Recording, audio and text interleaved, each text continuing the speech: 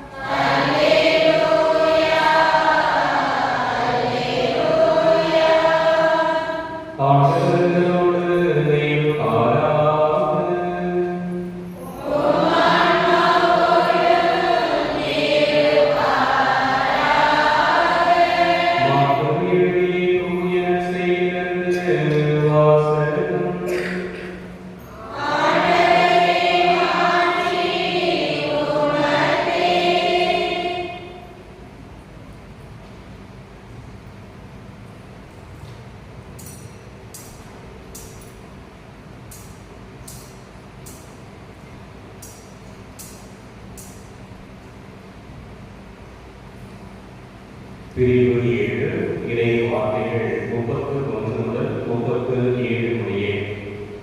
அக்காலத்தில் இயேசு தீர் பகுதியை விட்டு சீதோன் வழியாக சென்று தெக்கப்பொலி பகுதி நடுவே வந்து கலிலேய கடலை அடைந்தார். காது கேளாதவரும் திக்கி பேசுவதுமான ஒருவரை சிலர் அவரிடம் கொண்டு வந்து அவர் மீது கை வைத்து குணமாக்குமாறு அவரை வேண்டிக் கொண்டனர். இயேசு அவரை கூட்டத்திலிருந்து தனியே அழைத்து சென்று தம் விரல்களை அவர் காதுகளில் இட்டு உமிழ்நீரால் அவர் நாவை தொட்டார். பிறகு வானத்தை அண்ணாந்து பார்த்து பெருமூச்சு இட்டு அவரை நோக்கி எஃபாத்தா, அதாவது திறக்கப்படு என்றார். உடனே அவருடைய காதுகள் திறக்கப்பட்டன, நாவும் கட்ட விழுந்தது, அவர் தெளிவாக பேசினார். இதை எவருக்கும் சொல்ல வேண்டாம் என்று அவர்களுக்கு அவர் கட்டளையிட்டார். அவரது கட்டளைக்கு நேர்மாறாக இன்னும் மிகுதியாய் அவர்கள் அதை அறிவித்து வந்தார்கள். அவர்கள் அளவு கடந்த வியப்பில் ஆழ்ந்தவர்களாய், இவர் எத்துணை நன்றாக யாவற்றையும் செய்து வருகிறார், காது கேளாதோர் கேட்கவும் பேச்சற்றோர் பேசுவோர் செய்கிறாரே என்று பேசிக் கொண்டார்கள்.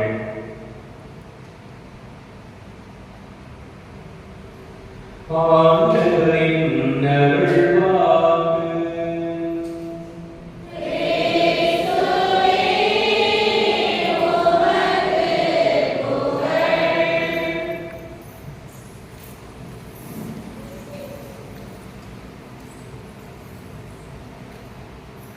இயேசு கிறிஸ்துவில் பிரியமான சகோதர சகோதரிகளே, இன்றைய கல்லூரி பாடலாசிரியர் ஆண்டவர் தனது செய்த எல்லா நல்ல செயல்களையும் நினைத்து கடவுளை போற்றுகிறேன் என்று ஆதரித்து அக்கறைந்து அகமகிழ்ந்து பாடினார். என் நெஞ்சே நீ ஆண்டவரை போற்று. எப்பொழுது நம் ஒவ்வொருடைய நெஞ்சமும் ஆண்டவரை போற்று என்றால் அவர் நமக்கு செய்த எல்லா நல்ல செயல்களையும் நினைவு கூறுகின்ற பொழுது நம்முடைய நெஞ்சம் இயல்பாகவே நன்றி தெரிந்தால் அவருக்கு புகழ்வான். ஆனால் இன்றைக்கு நாம் ஒவ்வொருடைய நெஞ்சமும் ஆண்டவரை நினைத்து நன்றி கூறுகிறார், அவரை போற்றுகிறாரா என சிந்தித்து பார்க்கிறீர்கள். திருப்பாடல் ஆசிரியர் ஏன் எதற்காக என் நெஞ்சே நீ ஆண்டவரை போற்றிடு என்று பாடுகிறார் என்றால் அதற்குரிய காரணத்தை அவர் இன்றைய வகுப்பை பாடலில் கொடுக்கிறார். முதலாவதாக ஒடுக்கப்பட்டவருக்கு ஆண்டவர் நீதியை நிலைநாட்டுகின்ற காரணத்தினால் ஆண்டவரை போற்ற வேண்டும் என்று சொல்கிறார். இரண்டாவதாக ஒருவர் பசித்திருக்கிறார் என்று சொன்னால் அவருக்கு யாராவது ஒருவர் இறக்கப்பட்டு பரிவு கொண்டு அவருக்கு உணவளிக்கிறார். அப்படி இந்த உலகத்தில் யாருமே பசியால் இல்லாமல் யாராவது ஒருவர் வழியாக பசியால் இருக்கிறவருக்கு இறைவன் என்றும் உணவளித்துக் கொண்டிருக்கிறார். எனவே அதை குறித்து நாம் இறைவனை போற்ற வேண்டும் என்று சொல்கிறார். மூன்றாவதாக சிறைப்பட்டோருக்கு விடுதலை அளிக்கின்றார். சிறைப்பட்டோருக்கு விடுதலை அளிக்கிறார் என்று சொன்னால் ஒருவர் தாம் செய்யாத குற்றத்திற்காக சிறையில் அடைக்கப்பட்டிருக்கிறார்.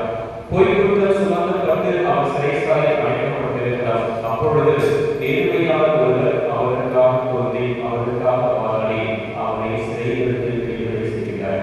அது ஆண்டவரால் நிகழ்ந்து கொண்டிருக்கிறது. எனவே நாம் ஒவ்வொருவரும் கடவுளை போற்ற வேண்டும் என்று சொல்கிறார்.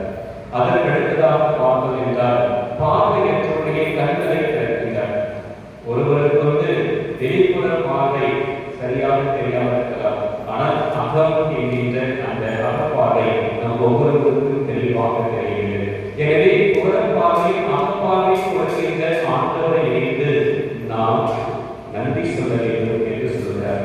அதற்கடுத்ததாக பார்த்தோம் என்றால் தாழ்த்தப்பட்டோரை உயர்த்திருந்தார், நீதிமான்களிடம் அன்பு கொண்டுள்ளார், ஆண்டவர் அலைநாட்டினரை பாதுகாக்கின்றார், அண்ணாதி பிள்ளைகளையும் கைவினைகளையும் ஆதரிக்கின்றார், பொருளாதார வழிகளை கருத்துக் கொடுக்கிறார். இதையெல்லாம் செய்கின்ற கடவுளை நினைத்து நாம் ஒவ்வொருவரும் நன்றி சொல்ல வேண்டும். நம்முடைய நெஞ்சம் கடவுளை நினைத்து போற்றி புகழ்ந்து பாட வேண்டும் என்று திருப்பாடல் ஆசிரியர் சொல்கிறார். சகோதர சகோதரிகளே, இதைத்தான் இன்றைய 3 வாசகங்களும் முதல் வாசகமாக இருக்கட்டும், 2ஆம் வாசகமாக இருக்கட்டும், நற்செய்தியாக 3 சொல்கிறது. இவர் எத்துணை யாவற்றையும் எத்துணை நலமாக செய்துள்ளார் என்று பிற இடத்து மக்கள் கடவுளை போற்றி புகழ்ந்து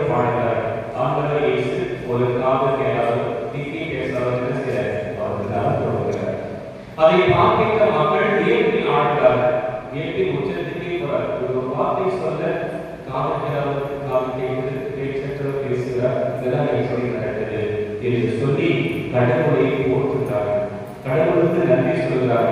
இதை யாருக்கும் சொல்லலையா என்று ஆண்டவர் இயேசு கண்டிப்பாக கட்டளை கொடுக்க அந்த கட்டளையை தூக்கி போடுறார், உதாசனப்படுகிறார். அவர் போய் எல்லாரும் என்ன செய்யறார், கடவுள் தங்களுக்கு செய்த அனைத்து நல்ல செயல்களையும் அங்கிருக்கின்ற அனைத்து மக்களுக்கும் அறிவிக்கிறார். இன்றைக்கு நாம எப்படி இருக்கிறோம்?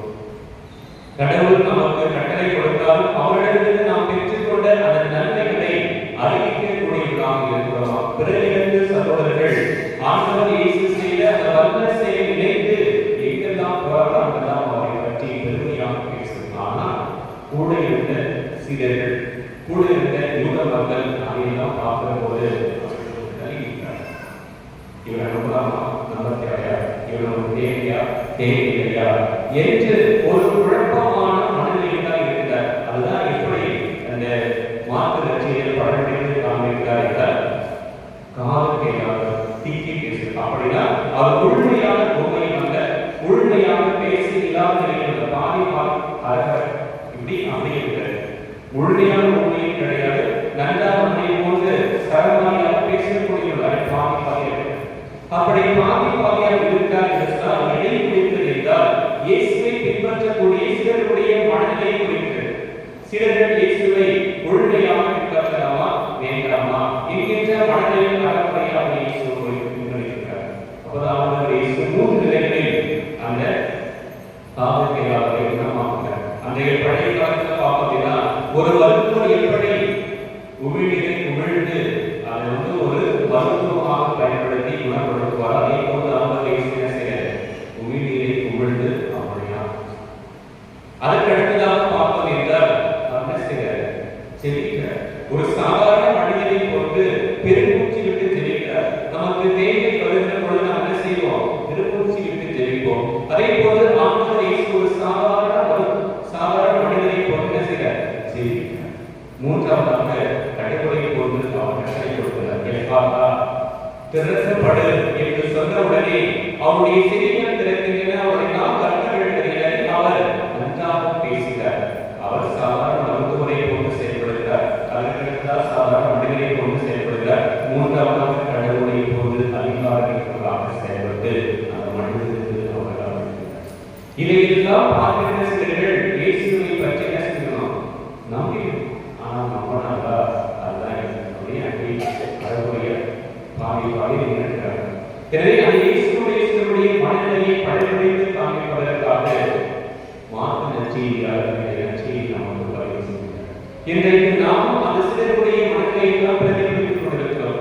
ஆண்டவர் இயேசு பாதிக்கும் பாதிக்கும் போலாமா வேணாமா, நீங்க பூசி போலாமா வேணாமா, 2 விஷயம் வரும். போவோம் அப்படின்னு ஒரு மனிதன் வரும்,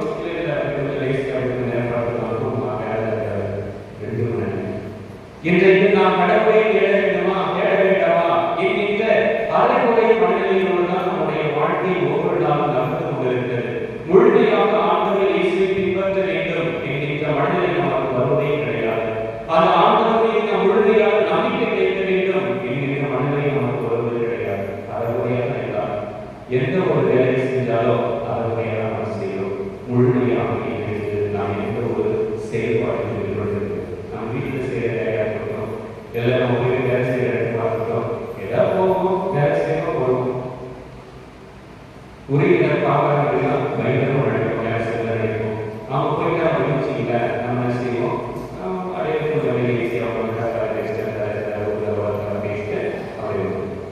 ஆக எந்த ஒரு இடத்திலும் இன்றைக்கு நாம் அரைமுறை மனிதர்களோடு தான் செயல்படுகிறோம் தவிர ஒரு முழுமையான ஈடுபாட்டோடு ஒரு முழுமையான மனதோடு நம்முடைய கவனத்தை செலுத்தி எந்த ஒரு செயலையும் செய்வதற்கு அப்படிப்பட்ட ஒரு மனிதனை நாம் அறிய வேண்டும் என்று சொல்கிறார்.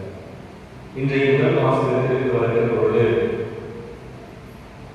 அவர் அருமையை என்ன சொல்றார் அப்படின்னா, உறுதியற்ற உள்ளம் கொண்டவர்களை, எப்படி உறுதியற்ற உள்ளத்தில் உறுதியற்றவர்களை நோக்கி என்ன சொல்றாரு, இதன் கொள்ளுங்கள் அஞ்சாதீர்கள். இன்றைக்கு நம்முடைய உள்ளம் உறுதியாக இருக்குதா அப்படின்னா எதிர்வியும் உறுதியாக இருக்கு. குறைந்த மாதிரி காமிக்க எந்த ஒரு நிலையிலும் ஒரு படிப்பை கவனம் செலுத்தினா பிள்ளைங்களுக்கு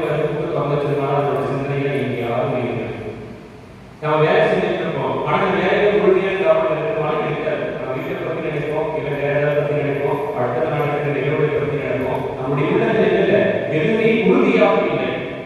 அப்படி உறுதியாக இல்லாத நம் ஒவ்வொருவரையும் பார்த்து என்ன சொல்றாரு? அஞ்சாதீர்கள், இடம் கொள்ளுங்கள் என்று இறைவாக்கு இஸ்ராயேல் வழியாக ஆண்டவர் அழைக்கிறார்.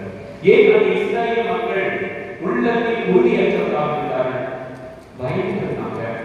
ஏன் அவங்க எப்போதாவது ஒரு நடுக்கத்தோடு கலக்கத்தோடு இருந்தார்கள்னா, இந்த இஸ்ரேல் மக்கள் அஸ்ரேல் நாட்டிற்கு நாடு கடத்தப்படுகிறார். 3வது லேசர் என்கின்ற அந்த அஸ்ரேல் நாட்டு மன்னர் இந்த இஸ்ரேல் மக்கள் மீது படையெடுத்து வந்து அவருடைய அடி நாட்டுக்கு அடிமைகளாக நாடு கடத்தப்படுகிற பொழுது அந்த அஸ்ரேல் நாட்டு படையெடுப்பால் என்ன செஞ்சாரு?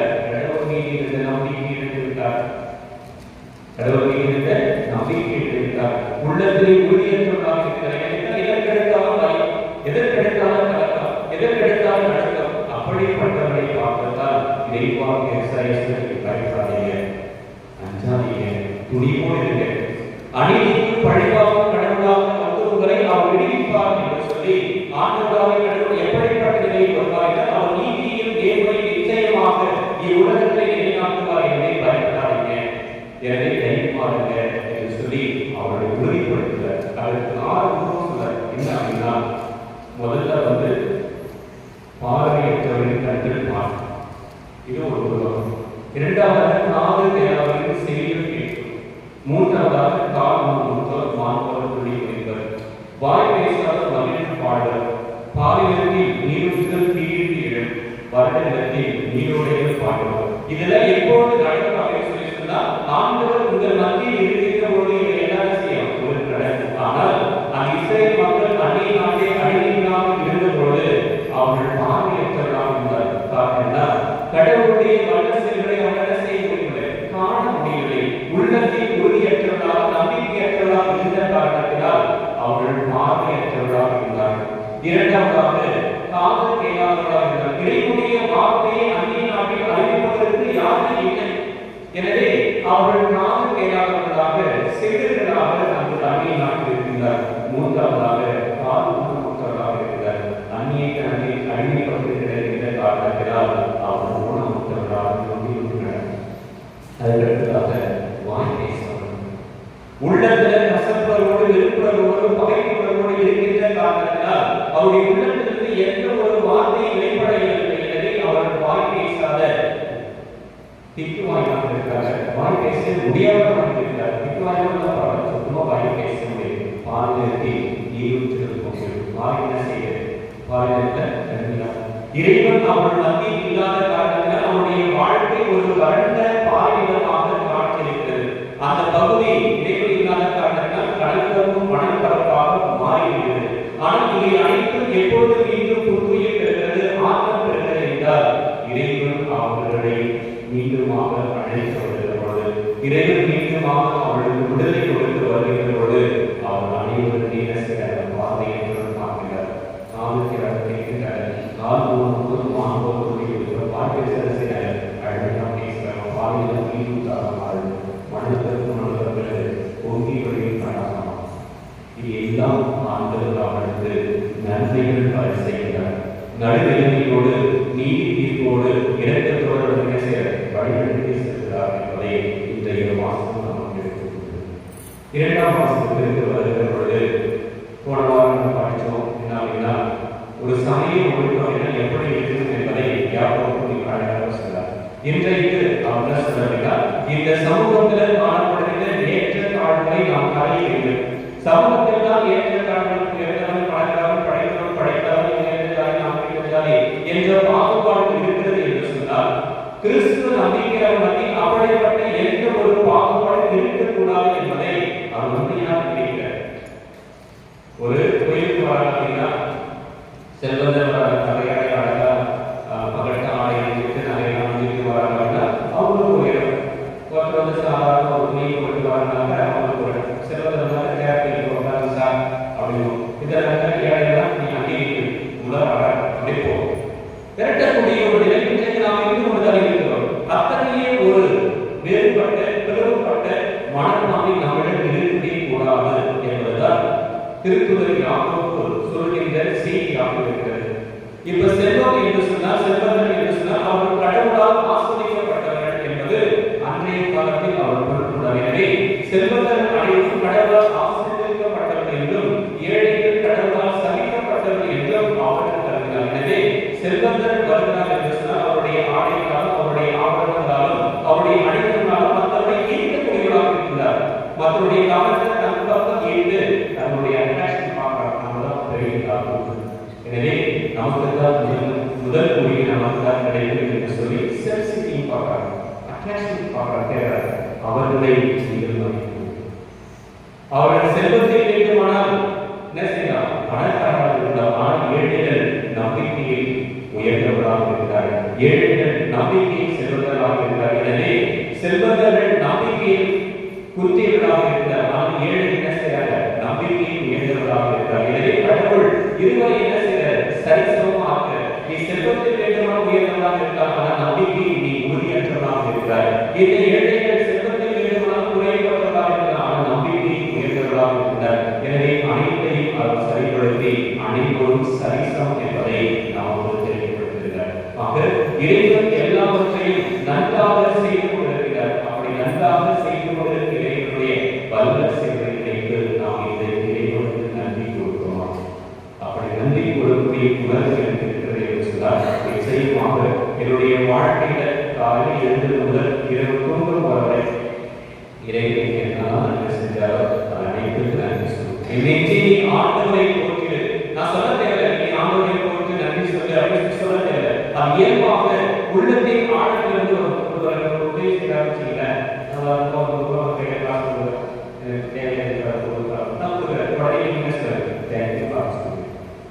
ஒரு சாதாரண மனிதனிலிருந்து ஒரு உதவி கிடைக்கிறது, நாம் என்ன செய்யறோம்?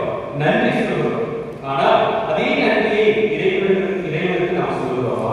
ஒவ்வொரு நாளும் ஒரு புதிய வாழ்வை கொடுக்கிறார். இன்னைக்கு நான் படுக்கிற காலையில் சேரா இருக்கிறேன், நான் இரு நேரத்தில் படுக்கிறேன் என்ன செஞ்சுட்டாங்க போயிடாரு. ஆனால் இறைவன் ஒவ்வொரு நாளும் ஒரு புதிய நாளை கொடுக்கிறாரு. அதை கூட நான் என்ன செய்ய மாட்டோம்? நன்றி இறைவா, இந்த புதிய நாளை கொடுக்கிறீர்களா? நன்றி. இன்றைக்கு நான் சந்திக்கின்ற நபர்களை கொடுத்ததற்காக நன்றி அப்படின்னு நம்ம சொல்லலாம். அந்த நன்றி என்பது இயல்பாக வர வேண்டும், உள்ளத்தின் ஆழத்தோடு வர வேண்டும். திருப்பாடல் வாசலை எப்படி அவர் தனது நன்மை செய்து நினைத்து நன்றி கூறாவிட்டால் இவ்வுலகில் வாழ்கின்ற அனைத்து மக்களுக்கும் இறைவன் செய்து வருகின்ற எல்லா நல்ல செயலையும் நினைவு கொண்டு இறைவனை போற்றினாலும் இறைவனை பொழுதாலும் அதே போன்று இறைவன் எனக்கு நல்ல செயல் செய்தாலும் என் கூட இருக்கிற அப்பா அம்மாவுக்கு உடன்படுத்துக்கு உறவுக்கு உற்றார்களுக்கு நண்பர்களுக்கு செய்கின்ற எல்லா நல்ல செயல்களை நினைத்து இறைவனை போற்றக்கூடிய மனப்போக்கம் இருக்குதா? இன்றைக்கு நாம் ஒவ்வொருவரும் இறைவனுக்கு நன்றி கூட முடியாமல் இருக்கிறோம் என்றால் என்ன செய்யலாம்? உள்ளத்தை உறுதியேற்றாக இருக்கிறோம். எப்ப பார்த்தாலும் வைரஸ்வாக இருக்கிறோம், எப்ப பார்த்தாலும் கலக்கத்தோடு இருக்கிறோம். அப்படி கலக்கத்தோடு அச்சத்தோடு உள்ளத்தை உறுதியேற்றதாக இருந்தால் நாம் இறைவனுக்கு நன்றி கூற முடியாது. நாம் வாழ்கின்ற சமூகத்தில் நீ உயர்ந்தால் நாம் தாழ்ந்தால், நீ படைத்தவர் நாம் படைத்தால், நாம் உயர்ந்தால் நீ உயர்ந்தாலே என்று நாம் பாகுபாடு பார்க்கிறோம் என்றால் இறைவனை நாம் போற்ற முடியாது. இறைவனை பின்பற்றலாமா வேண்டாமா, கோயிலுக்கு போனோமா வேண்டாமா என்கின்ற அரை மனநிலையோடு நாம் இருக்கிறோம் என்று சொன்னால் இறைவனை நாம் போற்ற முடியாது. மாறாக இவை அனைத்தையும் எப்பொழுது நாம் கரையை நிகழ்ச்சி செய்கிறோமோ, இவை அனைத்திலிருந்து நாம் எப்பொழுது விடுபடுகிறோமோ அப்பொழுது இயல்பா நம்முடைய உள்ளத்திற்கு செய்யக்கூடிய இறைவனுக்கு நன்றி சொல்ல முடியாது. ஆண்டவர் உலகை படைக்கும் போது அனைத்தையும் எதுவும் தீங்கு எல்லாமே நல்லது அடைகிறது. அப்படி நல்லது என்று கண்டையில் எனக்கும் எல்லாவற்றையும் நல்லதாக செய்வது பார்த்து ஒரு பிள்ளைக்கு ஒரு தாயின் தந்தை எப்படி பார்த்து என்ன செய்கிறார்களோ அதே போன்ற தெய்வம் நாம் ஒவ்வொருவருக்கும் நமக்கு தேவையான பார்த்து செய்து கொண்டிருக்கிறார். அப்படி பார்த்து நமக்கு தேவையான நன்மையை செய்து கொள்வதற்கு இறைவனுக்கு இதை நாம் நன்றி கொடுக்கிறோமா என சிந்தித்து பார்க்கிறது. நீ ஆண்டவரை போற்றுகிறேன் என்று என் இதயம் ஆண்டவர் செய்து நான் நன்மையை நினைவு கொண்டு இயல்பாக காத்தடைக்கிறதா அகமடுகிறதா என சிந்தித்து பார்ப்போம், செயல்படுவோம். இறைவனுடைய என்று வாழ்த்துகிறார்.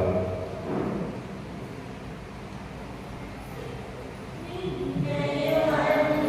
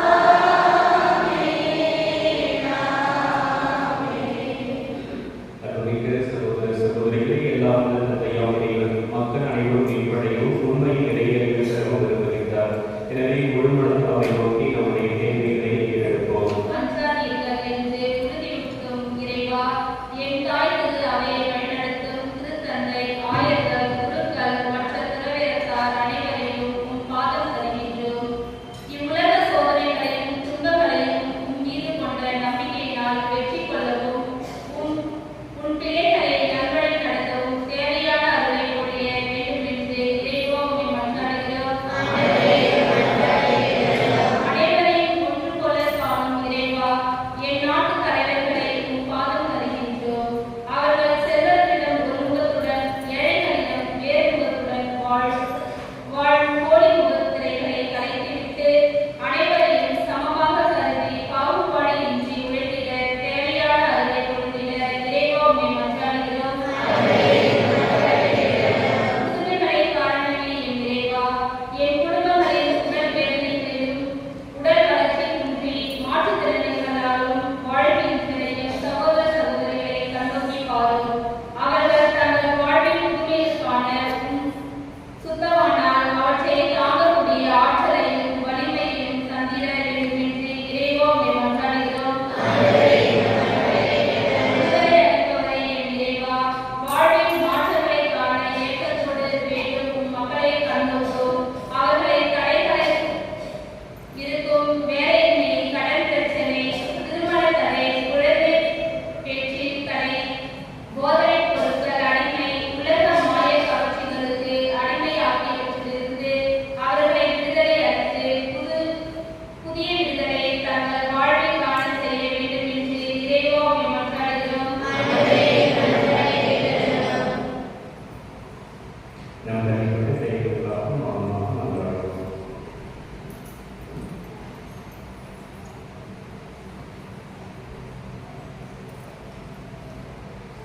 நீங்கள் அனைவரும் ஆசிரமமான இறைவா, உமது திருவிழாவை ஏற்படுத்தி நமக்காக கனிவாய் செய்கிறார்கள். பரிவிடத்தின் காரணாகி நாம் நம்பிக்கையோடு கேட்பவற்றை பெற்று பயன்பெற செய்திருக்கிறார். ஆகிய கிறிஸ்து வழியாக உண்மை மன்றாடுகின்றோம்.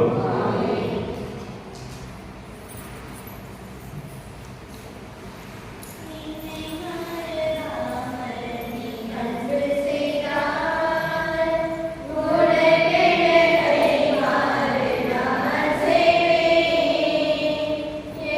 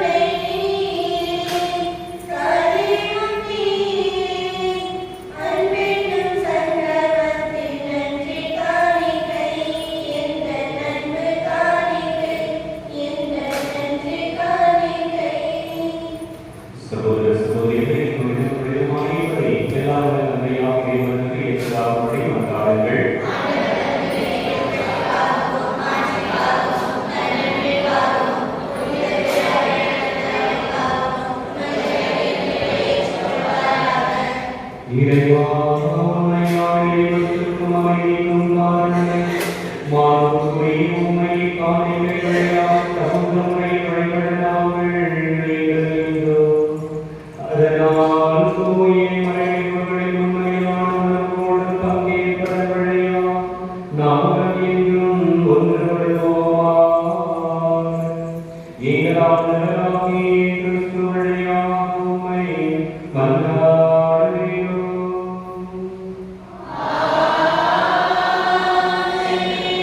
ஆண்டவர் உங்களோடு இருப்பாராக.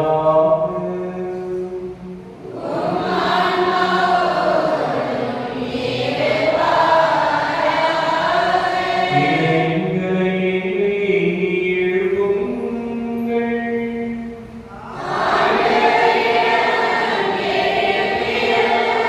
நம் இறைவனாகிய ஆண்டவருக்கு நன்றி கூறுவோம்.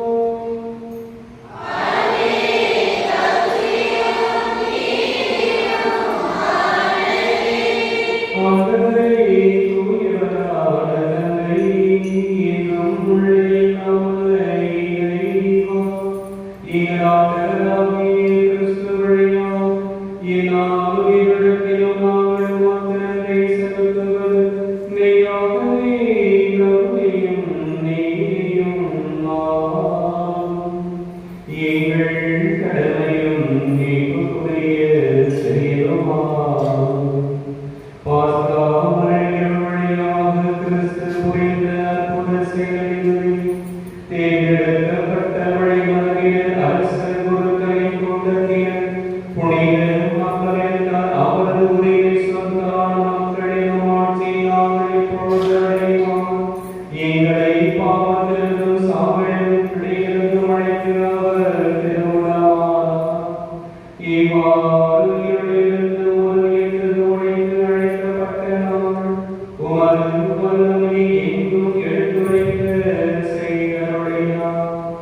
ஆகவே வானதூதர் முதன்மை வானதூதரோடு அறிவினையில் நமதோர் தலைமை தாங்குவோரோடு வான்படைகளின் அணிகள் அனைத்தோடு சேர்ந்து நாங்கள் உமது ஆட்சியை பொழுதுவாடி முடிவின்மையாக வைத்து பாடுவதாவது.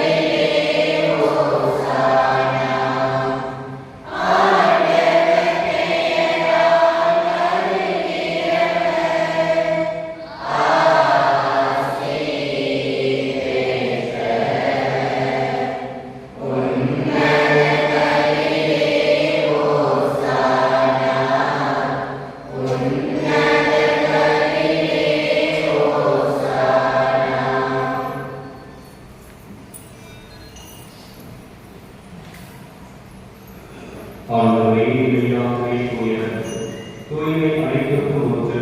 ஆகவே உடைய ஆவியை பொழிந்து இக்காணிக்கைகளை தூய்மைப்படுத்த உம்மை வேண்டுகிறோம்.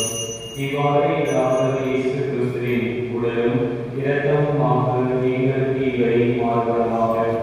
அவர் பாடுபட உடன்படிந்து தம்மை கைவிட்டபோது அப்பத்தை எடுத்து நன்றி செலுத்தி அதை விட்டு தம் சிலர்களுக்கு அழைத்து கூறியதாவது: அனைவரும் இதிலிருந்து பெற்று உண்ணுங்கள், ஏனெனில் இது உங்களுக்காக கைவிட்டப்படும் என் உடல்.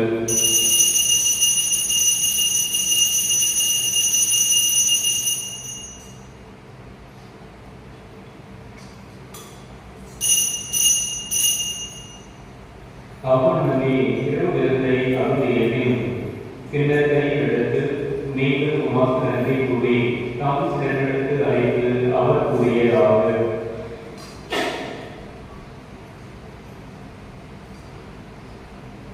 அனைவரும் இதிலிருந்து பெற்று பருகுங்கள், ஏனெனில் இது புதிய நிலையான கூடிய என் ரத்தத்தின் கிண்ணம்.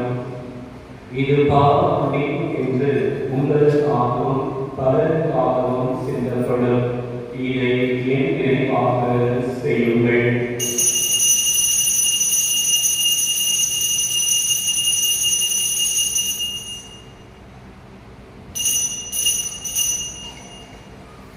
நம்பிக்கையின் மறைபொருள்.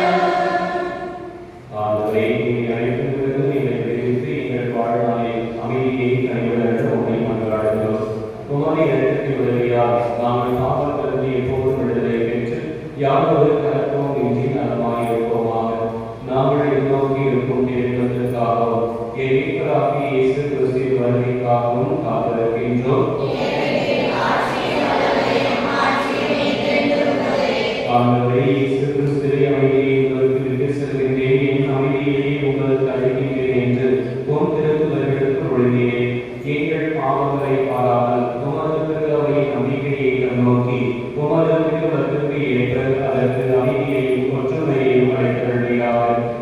என்றும் வாழ்ந்து ஆட்சி செய்கின்றவர் நீரே. ஆண்டவருடைய அமைதி உங்களோடு என்றும் எப்பொழுதும் இருப்பதாக. ஒருவருக்கு ஒருவர் ஆண்டவர் தருகின்ற உறவை வாழ்த்தை அமைத்து அமைவோம்.